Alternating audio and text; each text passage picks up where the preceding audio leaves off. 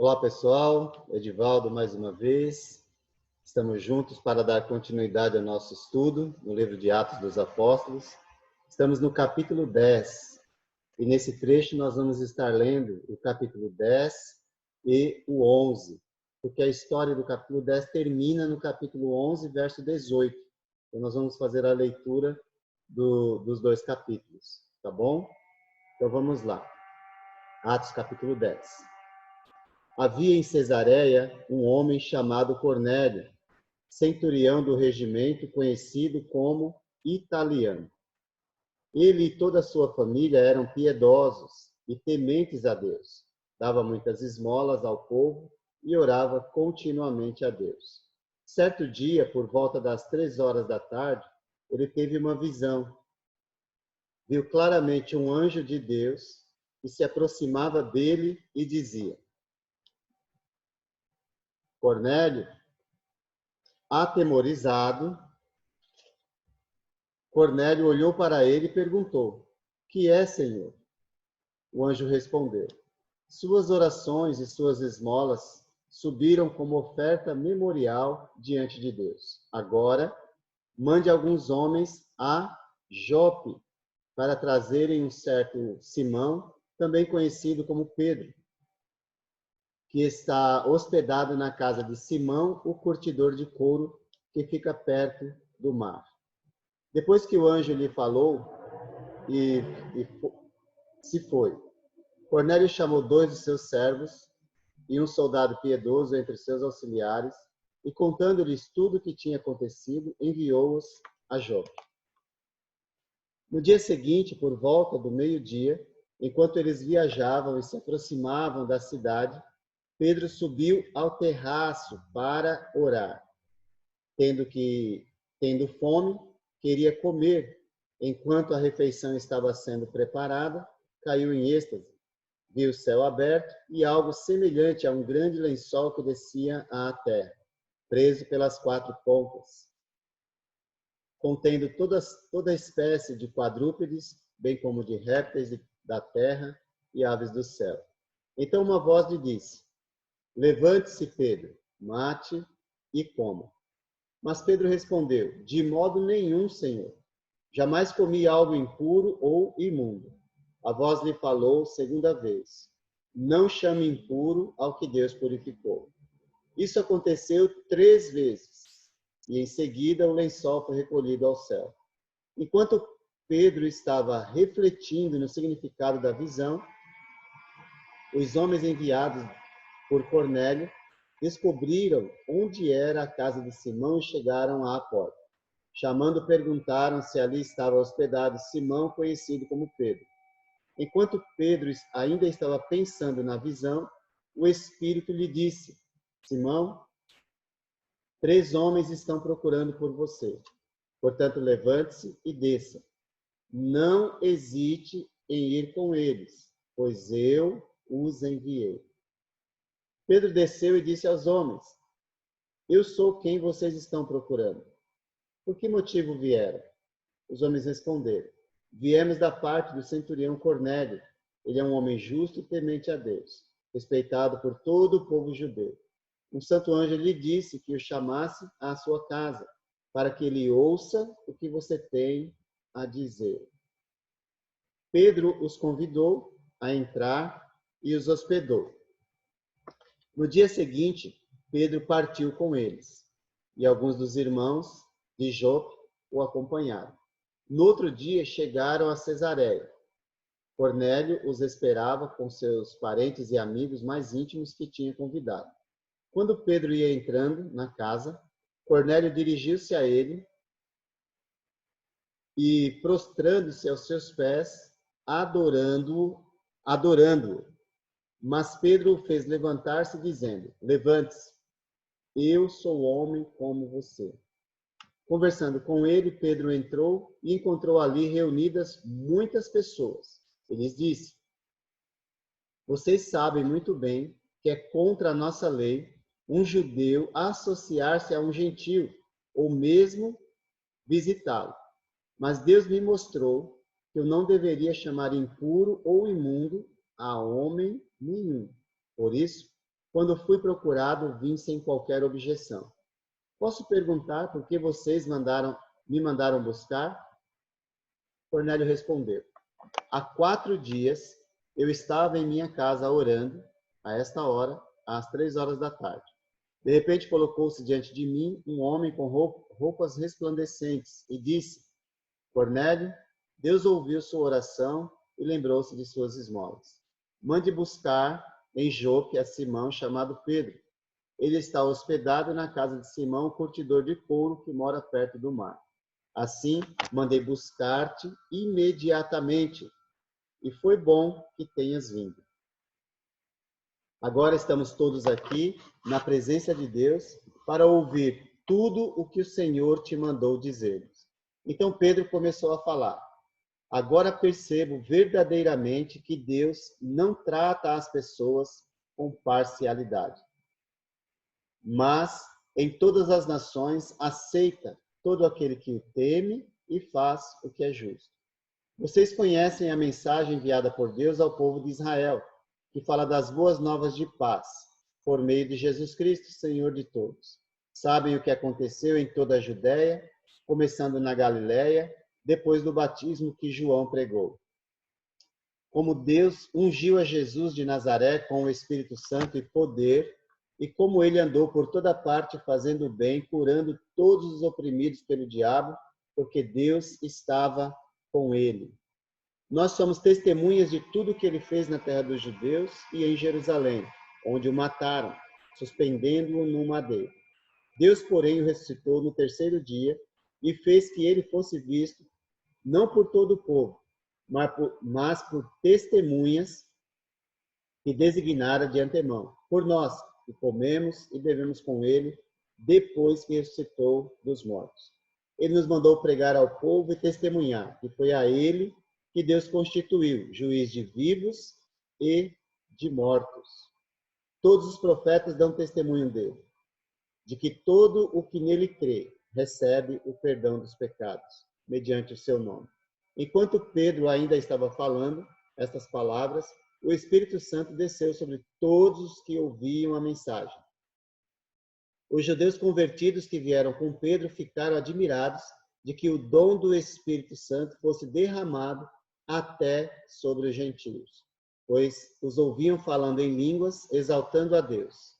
A seguir, Pedro disse: pode alguém negar água, impedindo que estes sejam batizados? Eles receberam o Espírito Santo como nós. Então ordenou que fossem batizados em nome de Jesus Cristo. Depois pediram a Pedro que ficasse com eles alguns dias. Os apóstolos e os irmãos de toda a Judéia ouviram falar que os gentios também haviam recebido a palavra de Deus. Assim, quando Pedro subiu a Jerusalém, os que eram do partido dos circuncisos o criticavam, dizendo: você entrou na casa de homens incircuncisos e comeu com eles. Pedro, então, começou a explicar-lhes exatamente como tudo havia acontecido. Eu estava na cidade de Jope, orando. Caindo em êxtase, tive uma visão. Vi algo parecido com um grande lençol sendo baixado do céu, preso pelas 4 pontas, e que vinha até o lugar onde eu estava. Olhei para dentro dele e notei que havia ali quadrúpedes da terra, animais selvagens, répteis e aves do céu. Então ouvi uma voz que me dizia: levante-se, Pedro, mate e coma. Eu respondi: de modo nenhum, Senhor. Nunca entrou em minha boca algo impuro ou imundo. A voz falou do céu segunda vez: não chame impuro ao que Deus purificou. Isso aconteceu 3 vezes, e então tudo foi recolhido ao céu.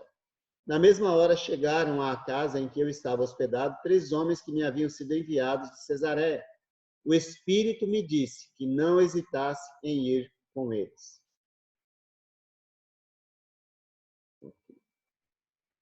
Estes 6 irmãos também foram comigo, e entramos na casa de um certo homem. Ele nos contou como um anjo lhe tinha aparecido em sua casa e dissera: mande buscar em Jope a Simão, chamado Pedro. Ele lhe trará uma mensagem por meio da qual serão salvos você e todos os de sua casa. Quando comecei a falar, o Espírito Santo desceu sobre eles. como sobre nós no princípio. Então me lembrei do que o Senhor tinha dito. João batizou com água, mas vocês serão batizados com o Espírito Santo. Se, pois, Deus lhes deu o mesmo dom que nos tinha dado, quando cremos no Senhor Jesus Cristo, quem era eu para pensar em opor-me a Deus? Ouvindo isso, não apresentaram mais objeções. E louvaram a Deus, dizendo: então, Deus concedeu arrependimento para a vida até mesmo aos gentios. Depois a gente lê a outra parte, que aí é outro assunto, tá bom? Do capítulo 11. Bom, no capítulo 10 e 11, nós temos a missão de Pedro na conversão dos primeiros gentios. Essa foto que você está vendo aí é uma foto da cidade do Parque Nacional de Cesareia, que é essa cidade que está sendo narrada aqui, tá bom? Então, a cidade de Cesareia, ela foi reconstruída por Herodes, o Grande, tá bom? Ficava mais ou menos 48 quilômetros de Jope, onde Pedro estava, ok? E é nessa cidade que tudo isso está acontecendo. Essa cidade aí, ela é chamada de Cesareia Marítima, porque ela às margens do mar Mediterrâneo, tá bom? Tem várias fotos que a gente poderia mostrar, mas só para você saber que existe hoje em Israel o Parque Nacional da cidade de Cesareia. Essa cidade, é óbvio, da época de Jesus, tá bom? Esse aqui é um teatro, ou melhor, um anfiteatro, tá bom? As ruínas, né, de um teatro. Anfiteatro, ele é fechado, tá bom? E esse daí é um teatro, ele é só meia lua. Eu tinha tirado outra foto, mas não consegui colocar aqui.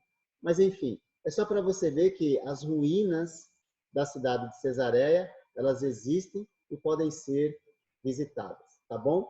Até este ponto em Atos, o evangelho, ele foi pregado apenas aos judeus, aos prosélitos, que são convertidos ao judaísmo, e aos samaritanos, que também são judeus. Ou seja, até aqui só ouviu o evangelho pessoas que guardavam a lei de Moisés e nada mais. Então, nesse momento, a igreja estava em perigo de ficar restringida apenas aos judeus. E o cristianismo estava em perigo de ser apenas mais uma seita do judaísmo. Talvez os judeus, especialmente os apóstolos, eles cultivaram a ideia de que Deus, ele mandou pregar a mensagem a todas as pessoas na face da terra. Isso era fato, eles sabiam. Porém, essas pessoas, talvez na mente deles, antes de entrarem no evangelho, elas precisariam se tornar prosélitos, ou seja, aceitarem a circuncisão dentro do judaísmo. Talvez esse pensamento fazia parte deles e por isso eles só pregavam aos judeus. A partir desse momento é que eles vão começar a pregar também para os gentios, tá bom? E aí você vê todo o esforço divino para que isso aconteça. Então é Deus quem está no controle.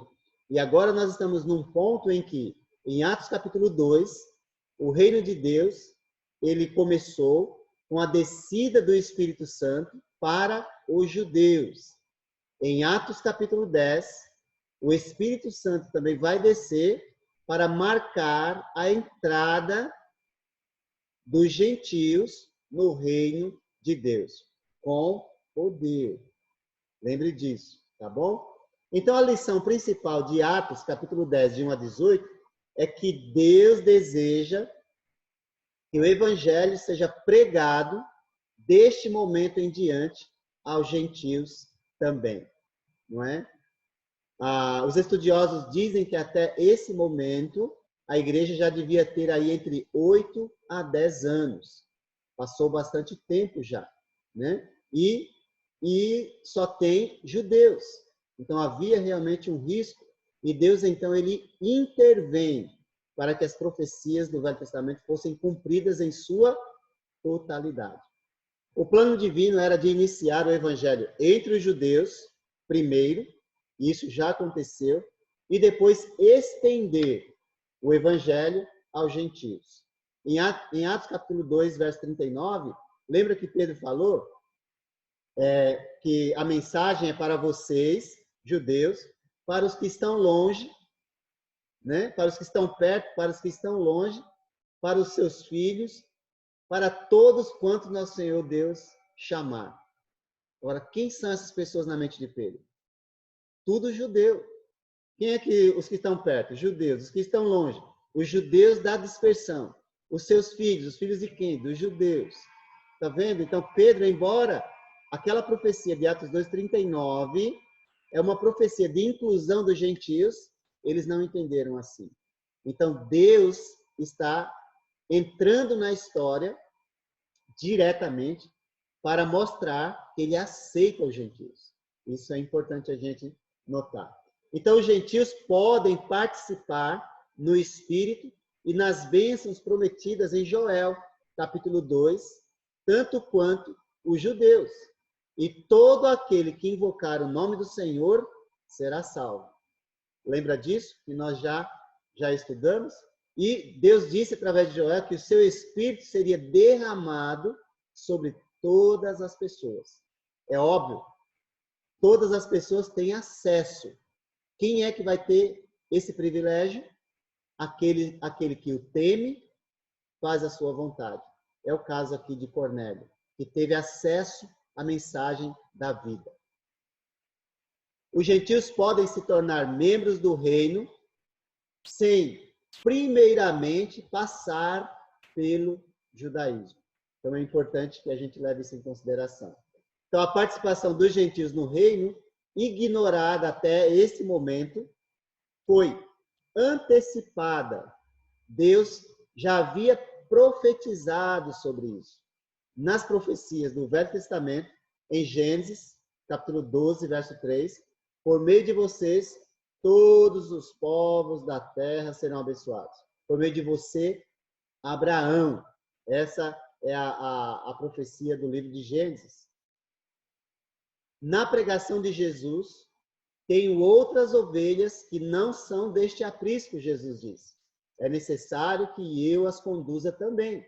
Elas ouvirão a minha voz e haverá um só rebanho e um só pastor. Então, Jesus, em seu ministério, ele incluiu os gentios, falando que havia outras ovelhas fora do aprisco, não é? Ou seja, fora do judaísmo, tá bom? E nas palavras de Pedro, no dia de Pentecoste, olha, em Atos 2:39, pois a promessa é para vocês, para os seus filhos, para todos que estão longe, para todos quantos o Senhor, o nosso Deus, chamar. Na mente de Pedro, vocês, judeus, para os seus filhos, os filhos dos judeus, para todos que estão longe, os judeus da dispersão, para todos quantos o Senhor, nosso Deus, chamar. Então, tudo está voltado para os judeus, na mente dele, mas não na mente de Deus. Então, você percebe que o Pedro ele falou uma profecia, fez uma profecia, Atos 2:39, que ele mesmo não compreendia a profundidade daquela profecia. Não é? Então, para você ver que é Deus quem controla todas as coisas. Tá ok? O que convenceu Pedro da necessidade de pregar aos gentios? Poderíamos resumir, né? Foi Deus quem convenceu, foi o Espírito, mas existem alguns detalhes que são importantes para a gente compreender o evento de Atos, capítulo 10, que ocorreu na casa de Cornélio. Então, a visão do anjo a Cornélio, lhe avisando a buscar e trazer Pedro. Você lembra que quando os homens de Cornélio encontraram com ele, os enviados falaram a Pedro como tudo aconteceu. E isso foi um dos motivos que convenceu Pedro. Uma outra coisa, a visão do grande lençol. Animais, com animais, répteis e aves. E com a voz dizendo 3 vezes, não chame impuro ao que Deus purificou. Ali, a visão dos animais está ensinando para Pedro que ele aceita os gentios. Deus aceita os gentios, né? O Espírito avisando Pedro para ir com os homens de Cornélio e ainda enfatizando, não hesite em ir com eles, não é? É importante a gente observar esses detalhes, tá bom? O pedido de Cornélio, logo quando ele teve a visão, enviou os homens para chamar Pedro. Então, o pedido dele, ou seja, Deus trabalhou em todo o tempo do acesso aos gentios, ao reino. E agora chegou o momento da profecia ser cumprida. E o Espírito ser derramado também sobre os gentios. Ou seja, eles terem acesso a essa bênção vinda dos céus. Ou seja, nós temos acesso ao mesmo Espírito, tá bom? Agora, o que Pedro pregou na casa de Cornélio, não é? Então, Pedro percebeu que Deus não trata as pessoas com parcialidade. Ou seja, ele está aprendendo o que Deus ele está querendo dele. Deus enviou a mensagem das boas novas de paz por meio de Jesus Cristo. Aqui é o foco do objetivo de Deus. É que a mensagem do Evangelho seja pregada. E a mensagem do Evangelho envolve o quê? Todo o tempo nós estamos falando isso. Morte, sepultamento e ressurreição de Jesus. O trabalho dele aqui durante sua passagem. Pedro disse, ele andou por toda parte fazendo o bem. E diz, nós somos testemunhas, não é? Os judeus mataram, ele apareceu por um período. Que período é esse? Lembra em Atos capítulo 1, 40 dias na terra, ensinando sobre o reino de Deus. E Pedro diz, nós somos testemunhas disso. Ele não apareceu para todo mundo, mas para as testemunhas de antemão escolhidas. Tudo isso envolve a pregação do Evangelho. Tudo isso envolve o esforço divino para que os gentios tenham acesso à salvação. Portanto, Pedro vai dizer, todo que nele crê recebe o perdão dos pecados mediante o seu nome, de acordo com os profetas. Ou seja, os profetas ensinaram sobre esses dias, os dias de Pedro e Cornélio, tá bom? Uma coisa que eu queria chamar a atenção aí é justamente o fato de Pedro dizer, todo que nele crê recebe o perdão dos pecados mediante o seu nome. Guarde isso. Por que Pedro fala dessa maneira? Mais uma vez, porque quem crê será batizado, tá bom? Então não precisa falar, quem crer e for batizado, porque é natural que isso vai acontecer. E nós percebemos isso na leitura que fizemos. Agora, o que mais Deus ainda fez para mostrar a Pedro e aos judeus convertidos que vieram com ele que ninguém podia negar a água, impedindo que estes fossem ou sejam batizados. Então, o batismo com ou no Espírito Santo sobre todos os ouvintes que falaram em línguas e exaltaram a Deus. Foi a evidência crucial que levou Pedro a entender que aquelas pessoas não poderiam ser impedidas de receber o batismo nas águas, que concede o perdão dos pecados e a presença interior do Espírito Santo. Algo que vai ficar distinto aqui. E nós vamos ver, tá bom? Então, para refletirmos, quantos batismos existem nesse texto, nesse momento? Quantos batismos? 2. Deu para perceber?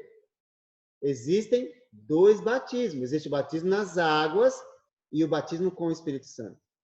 Agora, mais tarde, Paulo vai escrever aos Efésios. Há um só batismo. Um só batismo. Só que até Atos 10 tem 2 batismos. Nas águas e o batismo com o Espírito Santo. Agora, Nós estamos aqui, eu falei mais ou menos, entre 8 e 10 anos. A carta aos Efésios vai ser escrita aproximadamente no ano 60, estou arredondando, tá bom? Ou seja, uns 30 anos depois de Atos 2 e uns 20 anos depois de Atos 10, mais ou menos, tá bom? Não vamos, mas mais ou menos esse período aí. Ou seja, 30 anos depois do início da igreja havia um só batismo. Não dois batismos. Não havia batismo com o Espírito Santo e batismo nas águas. Então a gente precisa responder qual batismo continua em vigor hoje em dia. E é óbvio que é o batismo nas águas. Porque foi através desse batismo que aquele que se aproxima de Deus recebe o perdão dos seus pecados e a presença interior do Espírito Santo. Então, o que é o batismo com o Espírito Santo no livro de Atos? É a manifestação do poder de Deus, com o propósito de atrair as pessoas a ouvirem a sua mensagem. Nesse caso específico, convencer os judeus de que Deus aceita os gentios. Então, qual batismo é exigido por Deus para receber remissão dos pecados? Atos 2:38. Atos 2:38, nós já lemos. Atos 8, do 36 ao 38, nós já vimos. E Atos 22:16, que é Paulo falando do seu batismo em Atos 9, que nós já vimos também. Tá bom? Então, no capítulo 11, Pedro vai comparar o derramamento do Espírito Santo na casa de Cornélio com o batismo com o Espírito Santo que os apóstolos receberam em Atos 2. Ele vai identificar os eventos, ou seja, a mesma coisa que aconteceu lá, quando Deus abriu as portas do reino para os judeus, aconteceu a mesma coisa aqui, onde Deus está abrindo a porta do reino, as portas do reino para os gentios. E tanto lá como aqui, como foi que ele abriu as portas do reino? Manifestação de poder, acompanhada, sobretudo, da pregação do evangelho, que é o mais importante. Porque todo que invocar o nome do Senhor será salvo. Em Atos 10, como foi que Deus abriu as portas do reino para os gentios? Manifestação de poder acompanhada da pregação do evangelho, que é o mais importante, é o que está disponível a todos. Agora, como Pedro, ele convenceu a igreja de Jerusalém que Deus concedeu arrependimento para a vida até mesmo aos gentios. Quais foram os seus argumentos usados para convencer os irmãos? Bom, ele falou da visão do lençol. Ele lembra que a 11, de 1 a 18, ele está explicando. Ele voltou para Jerusalém e ele está explicando porque os irmãos questionaram. Escute, você entrou na casa de homens incircuncisos? Isso é contra a nossa lei. E aí Pedro, então, vai explicar o porquê que ele entrou na casa de um gentio. Algo proibido pela lei, né? Então ele vai dizer, vai falar sobre a visão do lençol, ele vai citar os homens que foram enviados da parte de Cornélio, vai falar do Espírito Santo agindo e conduzindo e dizendo, não hesite em ir com eles. Tá bom? Mas Pedro vai falar também, olha, eu levei 6 irmãos comigo. Se eu sou culpado, eles também são, não é? Mas o fato é que ele levou testemunhas. Ele levou 6 testemunhas com ele. Com ele são 7 testemunhas. 7 aqui, muito representativo, porque o número 7 representa algo pleno, completo. Ou seja, não há dúvida, tá bom? De que Deus aceita essas pessoas. A visão de Cornélio, ele vai falar que Cornélio teve uma visão por meio do anjo e o Espírito descendo sobre eles, essa maior das evidências. Do mesmo modo que aconteceu conosco, ele está dizendo conosco, com ele e os 11, no princípio. Aconteceu a mesma coisa. Aí, quem éramos nós para impedi-los de entrar no reino de Deus, se Deus os chamou para esse momento. Ou seja, ele citou todas essas evidências para convencer os irmãos de que Deus aceita os gentios. Não é? A igreja vai ter dificuldade com isso, a igreja judaica. Mas não há como negar. Deus abriu as portas do seu reino para todas as pessoas entrarem, de qualquer nação. Aquele que o teme e faz a sua vontade é aceito por ele. Não é? Agora, qual era o propósito, portanto, do derramamento do Espírito Santo na casa de Cornélio? Né? Então, algo mais prático aqui para a gente pensar. Qual era o propósito? Alguns acham que fosse evidência divina que Cornélio e seus companheiros foram salvos antes de ser batizados na água. Tem pessoas que, não precisa de batismo, porque Cornélio ele foi salvo antes. Não está falando sobre isso. Não está falando sobre isso. O assunto é, Deus está abrindo as portas do reino de forma milagrosa para os gentios. E a maneira que ele encontrou foi derramando do seu Espírito, do mesmo modo que ele fez em Atos capítulo 2. Tá bom? Acham que a salvação pela graça de Deus por meio da fé necessariamente exclui o batismo. Nada mais longe da verdade. Uma vez que Jesus disse, quem crer e for batizado será salvo. Né? Para eles, para essas pessoas, o batismo é uma obra humana, legalista e meritória. Ou seja, a salvação é por obras. Não sei por que as pessoas falam dessa maneira, mas Deus não está ensinando isso. E se for, esse pensamento estiver correto, eles estão sendo desobedientes, porque quem mandou fazer foi Deus. Então a gente precisa respeitar a palavra de Deus. Mas o ato humano de ouvir o evangelho, ele revela quem pertence a Deus, pois ouve o que Deus diz e obedece. Nós precisamos ouvir o evangelho. Deus não tem obrigação de fazer manifestações milagrosas o tempo todo para convencer as pessoas. Ele fez uma vez em Atos 2 para convencer os judeus. Uma vez em Atos 10 para convencer os judeus de que Deus aceita os gentios. Já é o suficiente. Agora, a fé vem pelo ouvir a palavra de Cristo. Em João 6, 28 e 29, Jesus afirmou, questionaram ele, quais são as obras de Deus para que as façamos? Eles perguntaram no plural, Jesus respondeu no singular. A obra de Deus é esta: crer naquele que ele enviou. Então, até o crer é uma obra de Deus. Não é obra meritória, mas obra de obediência. Crença é um ato de obediência. Deus mandou, então eu vou fazer, porque eu creio. Espero que você também.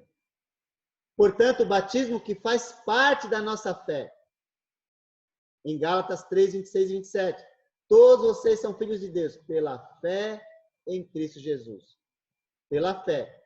Quando vocês foram batizados em Cristo, de Cristo, vocês foram revestidos. É o que Paulo vai dizer na carta aos Gálatas, não é? Então, o batismo não é uma obra de Deus? Claro que é. E necessária para a salvação. Vamos ver. Outros afirmam que Deus derramou o Espírito desta maneira bem óbvia, para demonstrar que ele estava aceitando os gentios no Evangelho. E ninguém deveria negar água, nem impedir que esses gentios fossem batizados. Creio que é isso que está acontecendo. Até porque, como já falei, em Efésios capítulo 4, verso 5, só há um batismo. Se você falar que existe, ou continua, batismo com o Espírito Santo, batismo nas águas, então tem dois. Isso é contra o que está escrito. Nós precisamos entender o porquê que aconteceu dessa maneira. e entender que numa época houve 2 batismos.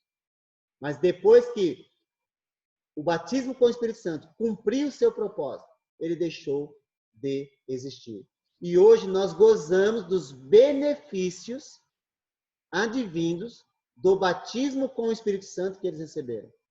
Veja bem, o Espírito é o mesmo, a atuação de modo diferente. Tá bom? Então é isso. Olha, outros afirmam que Deus derramou o Espírito dessa maneira, bem óbvio, para demonstrar que ele estava aceitando os gentios no Evangelho e que ninguém devia negar água, nem impedir que esses gentios fossem batizados. Este conceito segue o propósito claro do batismo revelado em tais passagens como João 3,5. Ninguém, Jesus disse, pode entrar no reino de Deus se não nascer da água e do Espírito. Olha que maravilha. Quando nós somos batizados na água, nós recebemos o perdão dos pecados e o Espírito Santo. Que maravilha! Então, o Espírito Santo serve de selo, garantia da nossa salvação. Efésios 1, 13 e 14. Espero que você leia, tá bom? Marcos 16, 16, Jesus diz, quem crer e for batizado será salvo. Atos 2, 38, arrependam-se e cada um de vocês seja batizado em nome de Jesus. Jesus Cristo, para perdão dos seus pecados e receberão o dom do Espírito Santo. Você lembra que quando Jesus disse assim, olha, em Mateus 28, 19, ide, portanto, fazei discípulos de todas as nações, batizando-os. Como é que se faz discípulo? Batizando. É assim, é muito, muito simples, não é? Em nome do Pai, do Filho e do Espírito Santo. Aí você fala assim, mas é em nome de Jesus ou é em nome do Pai, do Filho e do Espírito Santo? Bom, se você é um leitor atento, quando você lê Mateus 28, 19, você vai perceber que, olha, veja, perceba isso, batizando-os em nome, ou no nome, é um nome só, Pai, Filho e o Espírito Santo. E o nome revelado, que faz parte da divindade, é Jesus Cristo. Então, está presente no batismo o Pai, o Filho e o Espírito Santo. E nós sabemos disso. Espero que você confirme isso na sua Bíblia, tá bom? Atos 22, 16, Paulo vai falar da sua conversão, dizendo que Ananias disse a ele, levante-se, seja batizado e lave os seus pecados, invocando o nome dele. Atos 2, 21. E todo aquele que invocar o nome do Senhor será salvo.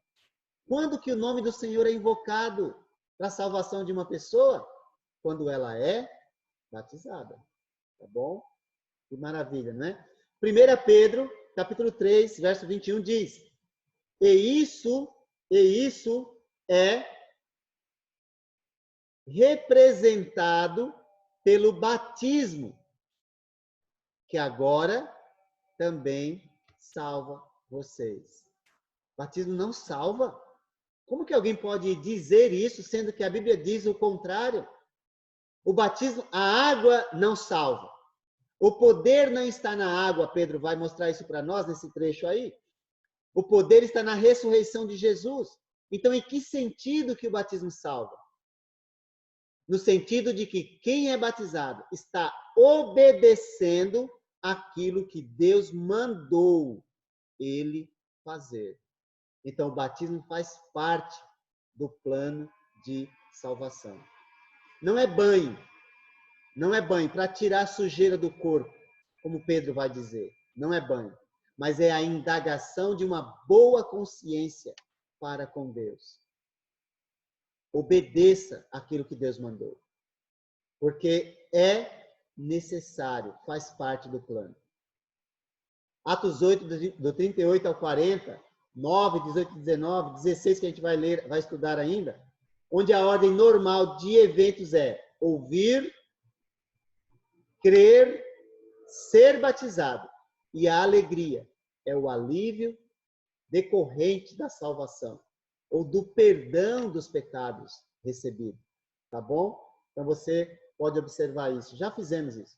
Em Romanos 6, de 1 a 18, que explica quando é que o cristão morre para o pecado e inicia a nova vida em Cristo. Quando é que isso acontece? Quando ele é sepultado nas águas, porque está morto no pecado. O que faz com o morto? Sepulta. Sepulta nas águas, e quando ele levanta, ele ressurge dos mortos. Leia Romanos 6, do 1 ao 18. Tá bom? Então, em várias ocasiões, o Espírito veio e atuou em pessoas não salvas. Então, essa atuação do Espírito não implica no selo da salvação, porque o selo é alcançado no batismo nas águas. Agora, em João 19, ou melhor, João 11, 49 a 53, Caifás, ele fez uma profecia. E qual é a profecia? Ele disse, é necessário que um homem morra pela nação, naquele momento. Agora, ele está falando isso com boa intenção? Não.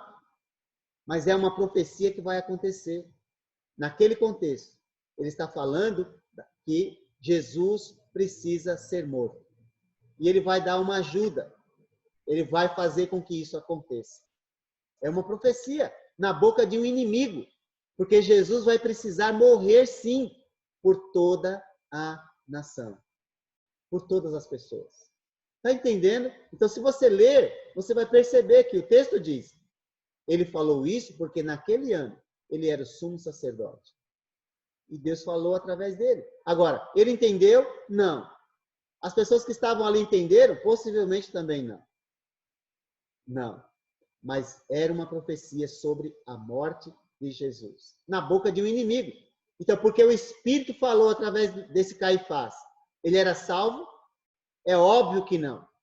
É óbvio.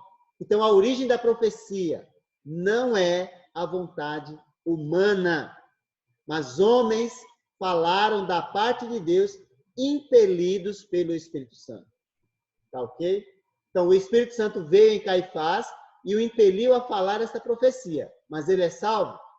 Com certeza absoluta. Não. Absolutamente não. Então, a conversão de Cornélio, ela envolve crença, o plano, para você ver o plano de Deus cumprindo. Ele creu em Deus, já cria porque era temente, piedoso a Deus, tá bom? Então, no judaísmo existiam judeus, que eram judeus natos, que nasceram judeus, existiam os prosélitos, que eram convertidos ao judaísmo, e existia também os tementes a Deus. O que aceitava todo o estilo de vida dos judeus, exceto os sacrifícios. Enquanto o prosélito aceitava todo o estilo de vida dos judeus e também os sacrifícios, tá bom? Então, ele era um piedoso, temente a Deus. Ele se arrependeu, porque Pedro disse que Deus concedeu aos gentios arrependimento para a vida, não é?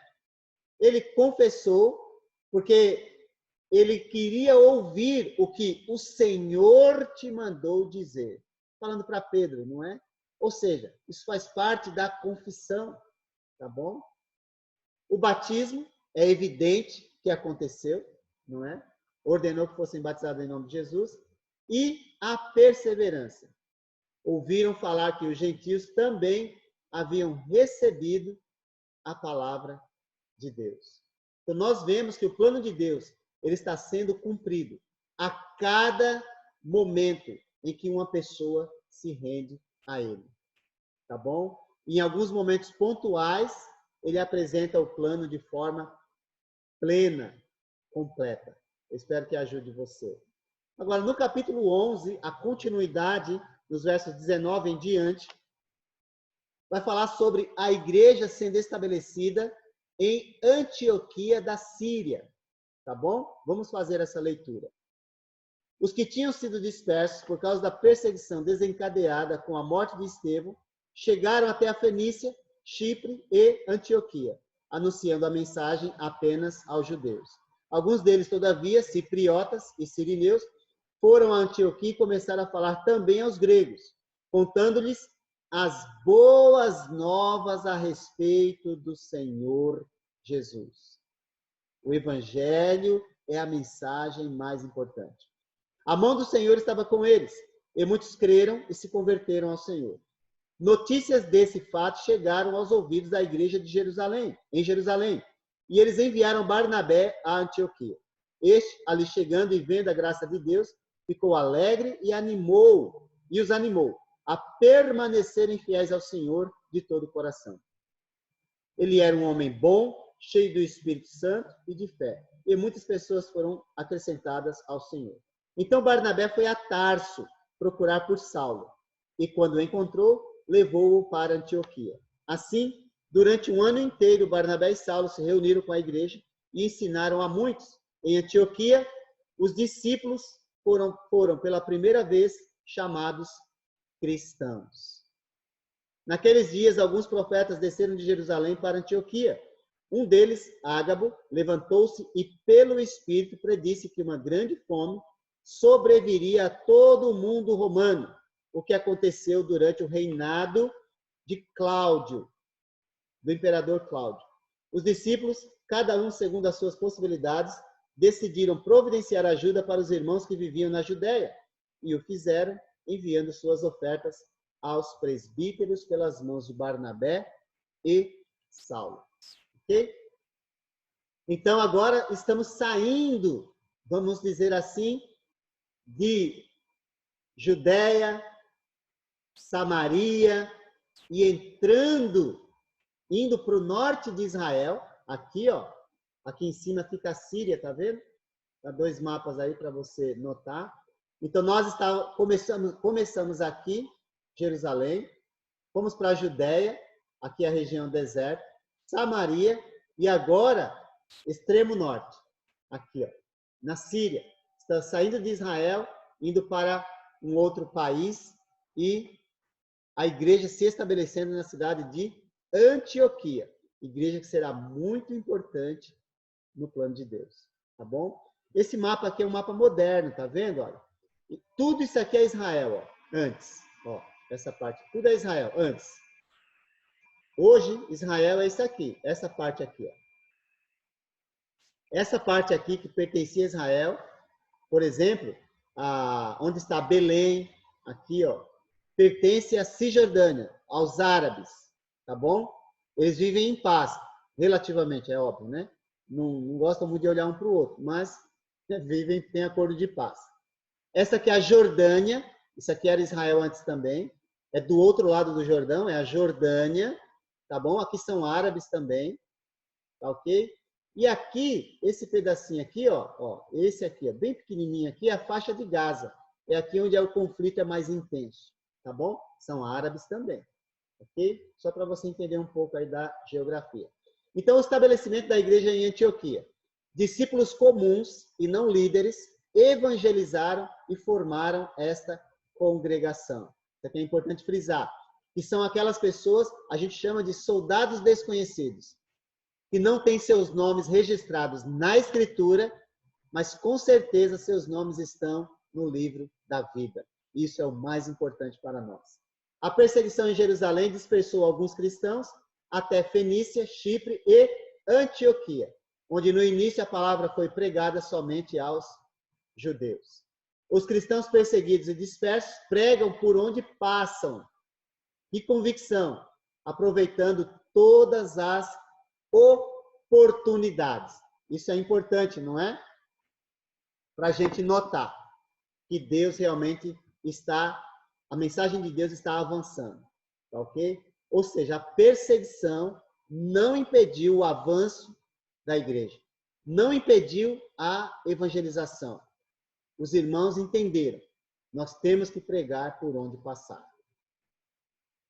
Alguns discípulos que eram cipriotas e sirineus fizeram o primeiro esforço para pregar as boas novas também aos gregos.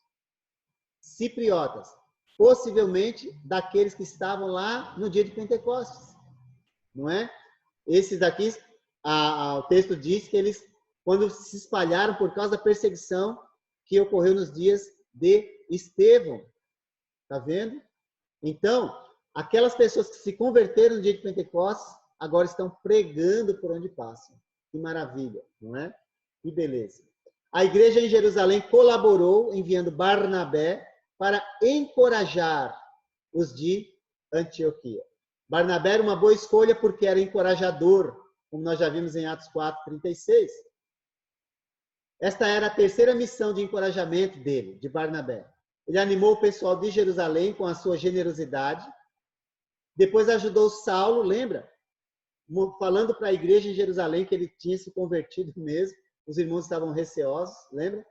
E toda a igreja, quando o apresentou lá, o seu caráter é descrito ainda mais agora como um homem bom, cheio do Espírito Santo e de fé. Não é? Na chegada de Barnabé a Antioquia, nós notamos que ele, sendo judeu, no meio de uma igreja gentílica, que é a igreja de Antioquia, ele viu a graça de Deus. Que maravilha, não é? Ao invés de ficar se concentrando nos defeitos, ele se concentrou nas virtudes, não é? Um judeu no meio dos gentios, isso é incrível. É um milagre, é Deus realmente trabalhando no coração das pessoas. Que beleza.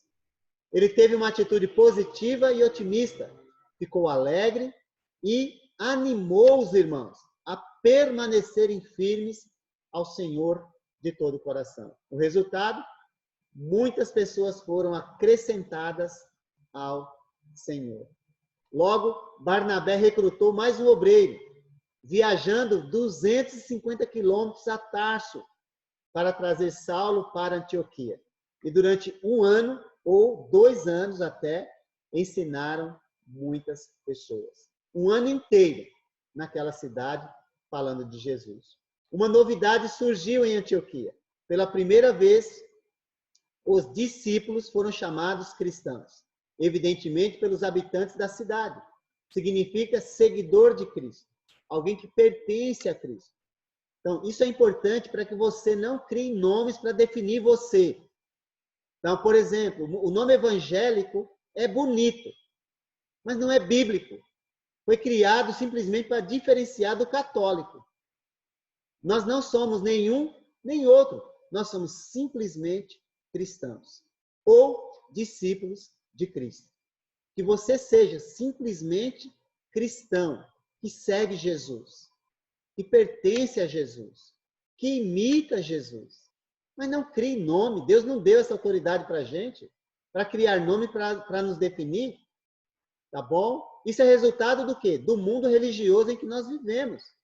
Agora, está de acordo com a Escritura? Absolutamente não. Então, não crie nome para definir você. Tá bom? Nós vemos também a generosidade. Olha o impacto que o Evangelho faz. A generosidade da igreja de Antioquia. Alguns profetas de Jerusalém chegaram a Antioquia. Paulo escreveu que assim na igreja Deus estabeleceu primeiramente apóstolos, em segundo lugar profetas. Lembre-se que nesse momento tudo isso é necessário, porque ainda o Novo Testamento não está escrito. A definição bíblica de profecia está em 2 Pedro 1:21. Homens falaram da parte de Deus impelidos pelo Espírito Santo. E conforme 1 Coríntios 14:3, a profecia tem o propósito de edificar, encorajar e consolar a igreja. Tá ok? Não é simplesmente um Deus falou comigo e fala aquilo para agradar alguém. Não. Não. A profecia edifica, encoraja e consola. Neste caso aqui, ela vai ter esse propósito. Um desses profetas, chamado Ágabo, predisse uma grande fome durante o reinado do imperador romano Cláudio, entre o período aí de 41 a 54. Esse imperador, é importante porque ele nos ajuda a datar o livro de Atos. Então, nós percebemos o período em que o livro ocorreu, justamente porque nós temos a menção desse imperador no livro. E de outros personagens também, né? Quando várias fomes aí foram documentadas, especialmente também por o historiador Flávio José, tá bom? Barnabé e Saulo levaram esta ajuda aos necessitados, provavelmente da igreja de Jerusalém, porque a oferta foi levantada para atender às necessidades dos pobres da Judéia, tá bom? É dessas ofertas que Paulo vai tratar na primeira carta aos Coríntios, capítulo 16, tá bom? É importante a gente notar a ligação que existe entre o livro de Atos e as cartas de Paulo, tá ok? Só para você notar. Essa é a primeira vez em Atos que presbíteros são mencionados. Depois disso, eles vão ser mencionados em outros lugares. E aí nós vamos ver como funciona a estrutura da igreja, não é? A palavra presbítero significa anciãos. E o que eles fazem? Aguarde. Nós vamos falar isso a partir do capítulo 14 e também no capítulo 20 nós vamos falar. Qual é o trabalho dos presbíteros na igreja? Quem são essas pessoas? Tá bom? Qual é o serviço deles? Se você for curioso, lê esses textos aí que você vai descobrir. Tá bom? Esta jornada a Jerusalém está descrita com mais detalhes em Gálatas 2:1, que ocorreu uns 14 anos depois da conversão de Paulo a Cristo, em Atos 9. Tito também acompanhava Barnabé e Saulo naquela ocasião. Tá bom? Então, é interessante observar que os gentios, eles receberam ajuda espiritual dos judeus e deram ajuda material a eles. E Paulo vai falar sobre isso na carta aos Romanos, no capítulo 15, tá bom? Também, ok? Revelando assim que é possível viver em comunhão plena, mesmo que haja diferenças. Judeus e gentios são completamente diferentes. Porém, agora, como irmãos em Cristo, podem ter harmonia, podem ter paz consigo mesmo e paz com Deus. Que Deus te abençoe e espero que ajude você a se aproximar ainda mais de Jesus como cristãos, simplesmente cristãos.